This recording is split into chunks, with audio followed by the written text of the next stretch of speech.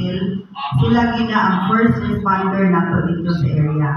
Kami sa CDRMO, if in case two or more barangays are affected, mga yun na ginasilag ayuda, no? Sa council po sa LGU.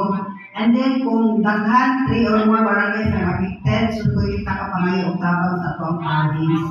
Inaana siya ang sistema. Kung one barangay ang affected, si barangay gina ang first responder. So mismo sila ni barangay na igihimo na ilahang projects, programs and activities nga dapat ang ilahang mga kalog kay karon yun as advised by DOST, no? DOST Pag-asa nga dapat kung imuhang balay doon sa mga sapa, doon ka sa mga dagat o doon ka sa agianan sa tanang klase ng tubig, di ba? Kung naisa pa, labi mga kalog, dapat evacuate yun ka kung daghan na ang tubig na to. Kaya karon, ang itudlo nila ng Pag-asa na mo, kung sa una ang inyong balay, binabaha tagatuon, expect ka nga karon tagahawak na.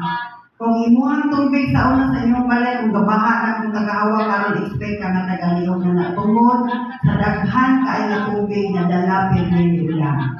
Actually, ang weather disturbance nato hindi lang si Baguio Kani, this is an example sa IPCC. Ang kanang intertropical convergence zone, mo na ginatawag na ito na nag-abot ang amihan o ang habagat nga hangin. Nag-abot sila mo ron ang sinati na ito diri sa Visayas. So si Mindanao karon na ay low pressure, naslay low pressure. Kita diri sa Visayas na tay IPCC. Si Luzon na po, na po si Sherline, na po si Amihan.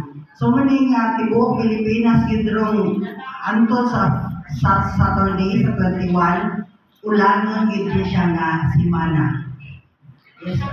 Ma'am, may nabatian ko nga programa which is para nako nga gusto ko pud i-recall o gusto pud nako nga mabatian pud sa mga eskalantehanon. Kay muraog sa akong pagdungog, first time to nako nga nabatian, but agkatong nga programa gi-implementar lamang sa DRRM Escalante. What is this all about sa inyong giingon nga about sa Limpiong Balde? So sila, emergency balde. Emergency balde.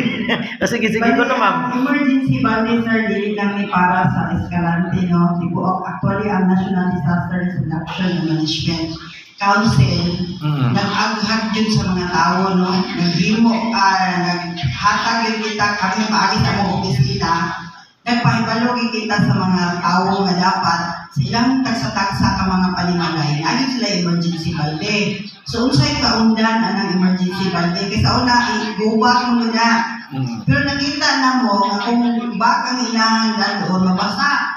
No? So nakaagi may anang na may i-responde na nabahaan ang ilang lugar, ang ilang isutlan, dili bali, kundi nakana yung living na plastic pa.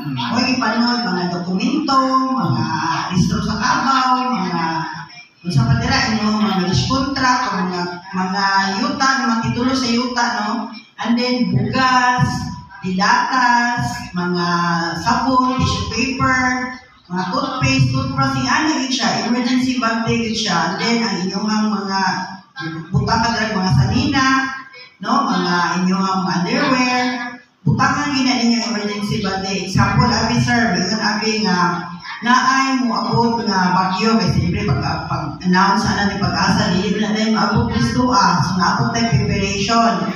So, ang mga pumuluyo na naginaslay emergency bag na daan nga, nasa ilahang balay.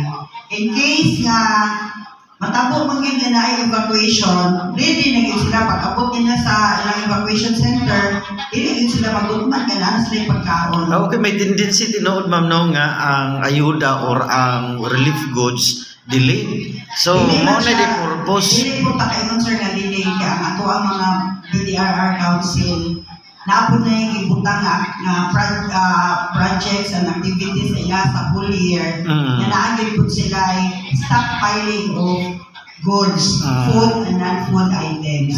So, ang uban, ginaingnan na mo na umuwa mo para dili ba mapanos ang inyong ugas. Kaya ito natalawon yung lunos ang iyang expiration ana. So, yun ana sir, na ang barangay na ito makaprovide po o pagkaon nila. Thank you, ma'am. Thank you. Okay.